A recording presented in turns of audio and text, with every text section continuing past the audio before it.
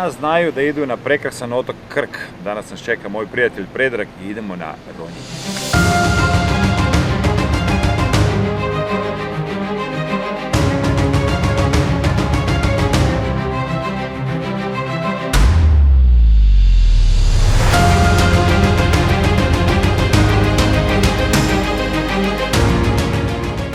U rukama smo vrhunskih instruktora, Edija i Predraga, znači savršeno, bolje ne može, uživat će. Šta reče Predragu? Nema riječi. Ovo nisam doživio u životu. Što? 2 puta je bio u moru, da zna sve. 2 puta, evo šta ja znam.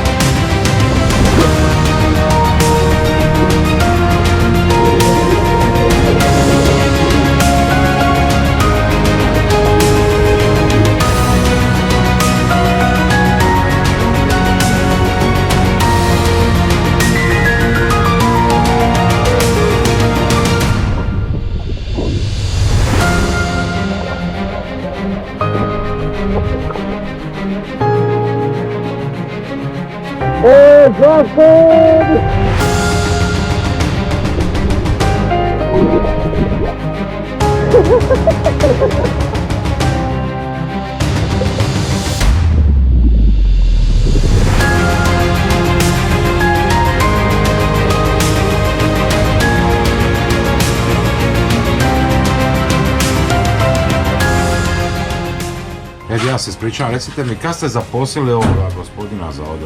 Nema pojma, ja ga Ovo je što, prvi put vidite? Da ne bi to izašlo u javnost, pa još ima neprijavljeno radnika. Aha. Gospodine, što vi radite tu? Ja volontiram. A vi volontirate?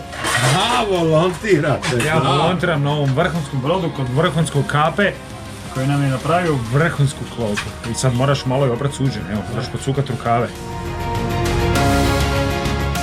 Pozdrav sa Krka, Ronjenje danas je bilo fenomenalno, zahvaljujem se još jedan puta Ediju i Predragu što su nas vrhunski ugostili, jer zdrav život postaje navika!